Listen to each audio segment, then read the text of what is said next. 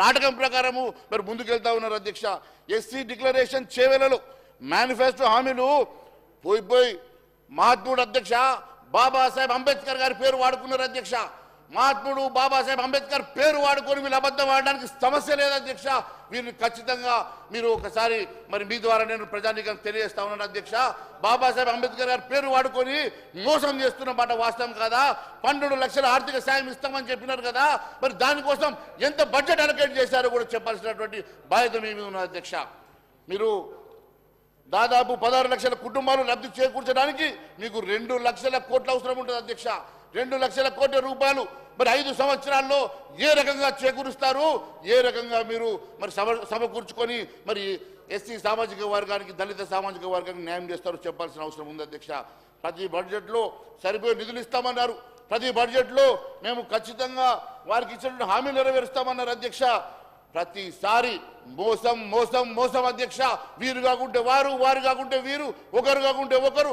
ఈరోజు తప్పుడు వాగ్దానాలతోటి, తప్పుడు హామీలతోటి ఈ రకంగా వీరు మోసం చేసుకుని అధికారం రావడానికి ప్రయత్నం చేస్తున్నారు తప్ప వాస్తవంగా ప్రజానీకానికి మనకు ఉన్నటువంటి రెవెన్యూ ఎంత, మనం ఏమి ఇవ్వగలుగుతామో ఆలోచన లేకుండా ఇష్టానుసారంగా పదవి ఆకాంక్షగా పదవిలో రావడానికి ఇష్టానుసారంగా మీరు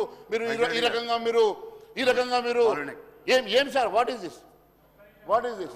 No, I am not dealing. Just కూర్చో. మహేశ్వరరెడ్డి గారు అయితే రేపు మీరు గ్యారంటీ ఇవ్వగలుగుతారా? దీనిపై హౌస్లో ఇక మాట ఇవ్వగలుగుతారా? మేమేమో పార్లమెంట్ అలయన్స్ అవుతామని చెప్తా ఉన్నారు, బయట ప్రజలందరికీ చెప్తా ఉన్నారు. దీనిపై మీరు హౌస్లో మాట ఇవ్వగలుగుతారా? గ్యారంటీ ఇవ్వగలుగుతారా?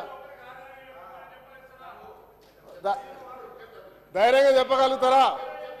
దీనిపై జవాబు చెప్పండి.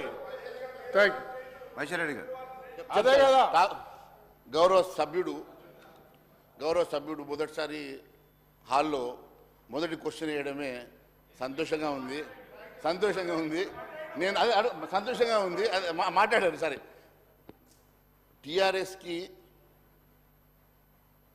భారతీయ జనతా పార్టీ తోటి ఎప్పుడు అలయన్స్ లేకుండే, ఎప్పుడు అలయన్స్ లేదు. ఎప్పుడైనా ఉండే సమస్య లేదు.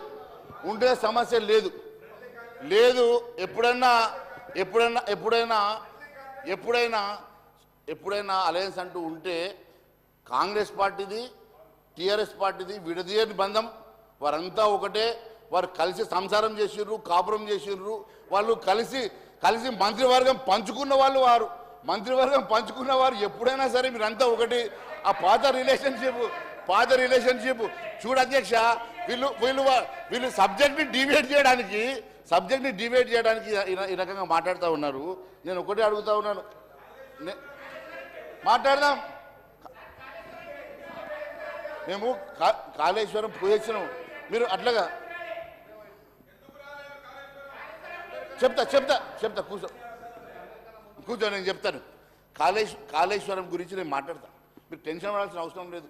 అన్నీ మాట్లాడతా, అన్నీ తీసుకొచ్చినా ఇలా ఆధారాలతోనే మాట్లాడతా.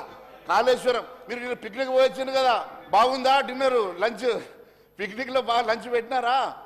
పొద్దున బ్రేక్ఫాస్ట్ అయితే చూసినాం, అక్కడ లంచ్ కూడా పెట్టినారా లేదా? పెట్టినరా కదా? పిక్నిక్ బాగుందా? పిక్నిక్ మళ్ళీ ఒకసారి తీసుకపోతుండే సీఎం గారికి. ఎప్పుడు మూడు వస్తే అప్పుడు తీసుకపోతూనే ఉంటాడులే. డోంట్ వరీ, మంచోడు సీఎం గారు. అయ్యా, అంబేద్కర్ అభయాస్తంలో మోసం 16 లక్షల కుటుంబాలకు మీరు ఈయన మనవైపు ఆశగా చూస్తున్నారు. దానికి కావాల్సిన 2 లక్షల కోట్ల రూపాయలు 2 లక్షల కోట్ల రూపాయల్లో